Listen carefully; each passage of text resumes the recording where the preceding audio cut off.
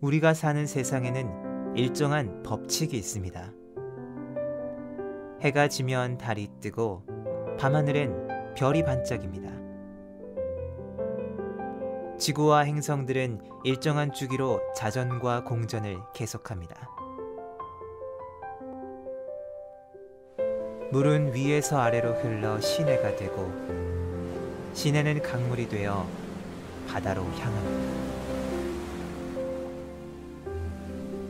추운 겨울이 지나면 반드시 봄이 오고 들판에는 꽃들이 만발합니다. 이렇게 자연의 신비로움은 경이롭기만 합니다. 이 놀라운 세상을 만드신 하나님과 사람 사이에도 영적인 법칙이 있습니다. 하나님은 당신을 사랑하시며 당신을 위한 놀라운 계획을 가지고 계십니다.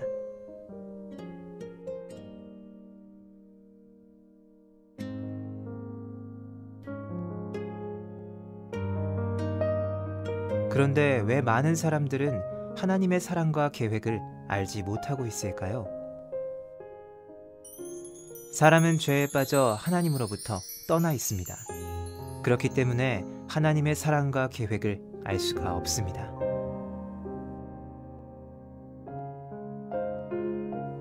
본래 사람은 하나님과 연결되어 있었습니다. 그런데 사람이 자기 마음대로 살려고 했기 때문에 마침내 하나님과의 사귐은 끊어지고 말았습니다. 하나님에 대한 반항과 무관심, 이것이 성경에서 말하는 죄의 증거입니다.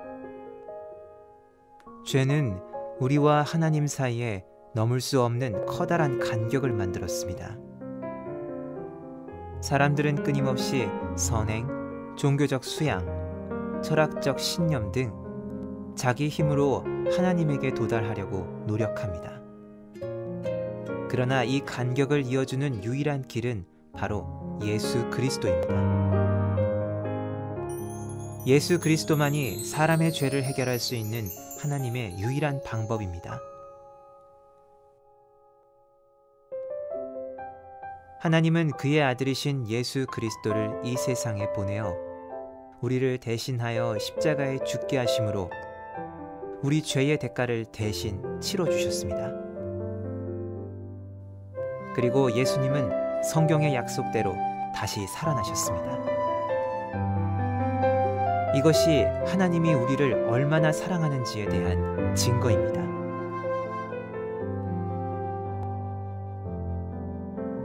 그러나 이 세 가지 메시지를 아는 것만으로는 충분하지 않습니다.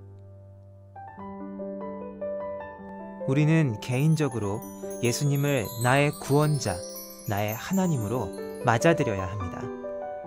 그러면 당신은 하나님의 사랑과 계획을 경험할 수 있습니다. 우리는 각자의 초청으로 예수님을 맞아들일 수 있습니다. 예수님은 우리의 마음문 밖에서 문을 두드리고 계십니다. 그 음성을 듣고 문을 열면 예수님과의 교제를 시작할 수 있습니다. 다음 두 그림은 두 종류의 사람을 나타내고 있습니다. 내가 나의 주인인 사람은 내 생활의 중심에 나 자신이 앉아 있으며 예수님은 내 생활의 밖에 계십니다.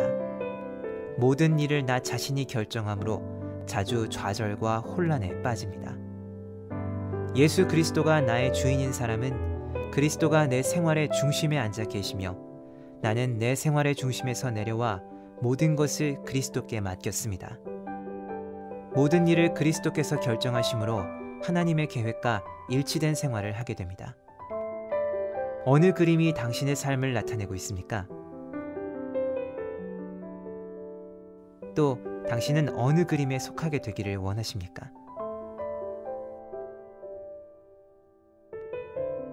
당신은 바로 지금 이 자리에서 기도로 예수님을 맞아들일 수 있습니다. 기도는 하나님과 이야기하는 것입니다. 예수님께서 당신 생활의 중심에 들어오시도록 간절한 마음으로 기도하십시오. 하나님은 우리의 마음을 알고 계십니다. 그래서 입으로 하는 말보다는 마음의 태도를 보고 싶어 하십니다.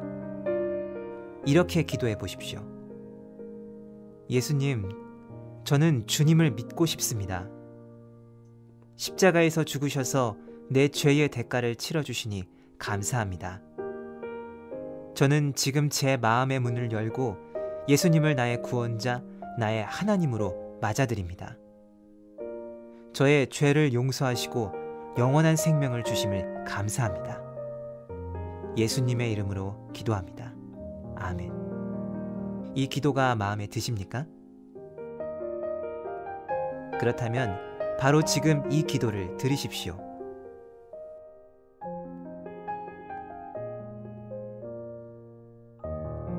당신이 진심으로 이 기도를 드렸다면 예수님은 당신 안에 계시며 당신의 삶은 새로워졌습니다.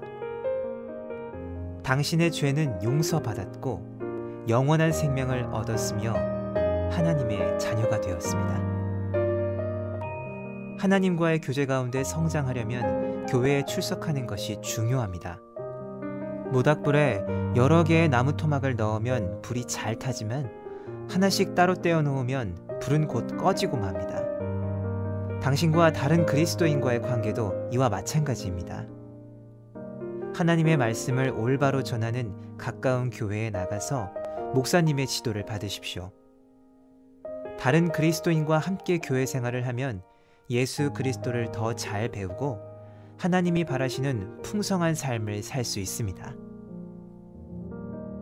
안녕하세요. 저는 대천교회 이석호 목사라고 합니다. 여러분들을 이렇게 화면으로 만나게 돼서 정말로 반갑습니다. 만남에는 세 가지 만남이 있다고 사람들은 말을 합니다. 첫 번째는 생선과 같은 만남이고요. 두 번째는 꽃과 같은 만남이고 세 번째는 손수건과 같은 만남이라고 합니다. 생선과 같은 만남은 만나기만 하면은 이렇게 비린내가 나고 그러기 때문에 서로가 좋지 않은 영향을 끼치는 이런 만남이기 때문에 참 오래가지 못하고 부패한 냄새 때문에 결국에 관계가 끊어지게 되어집니다. 두 번째는 꽃과 같은 만남인데요. 이 만남은 처음에는 향기가 나고 좋아 막 어쩔 줄 몰라 합니다. 그런데 금세 시들어버리고 꽃은 아무리 화려해도 10일을 넘기지 못하는 것처럼 꽃과 같은 만남은 오래 지속되지 못한다는 것입니다. 마지막으로 이 손수건과 같은 만남이 있습니다. 상대가 슬플 때 눈물을 닦아주고 상대방의 기쁨이 내 기쁨인 양 축하해주고 힘들 때는 땀을 닦아주기도 하고 그리고 격려도 하면서 함께 마음을 나누는 아주 뜻깊은 만남이죠. 참 사람들 간에는 그런데 이런 만남이 쉽지는 않은 것 같습니다. 그러나 우리에게 변함없이 우리를 대해 주시는 한 분이 계시는데 그분이 바로 예수님이십니다. 그분은 십자가에 죽으시고 부활하시어 우리에게 이 땅에서만 아니라 저 하늘에서도 살아갈 수 있는 새 생명을 주셨습니다. 예수님은 우리에게 이렇게 말씀하십니다. 수고하고 무거운 짐진 자들아 다 내게로 오라. 내가 너희를 쉬게 하리라. 지금 예수님이 내미시는 초대에 여러분들께서 꼭 응하시어서 남은 삶을 복되게 살아가실 수 있기를 간절히 소망합니다. 여러분을 축복합니다.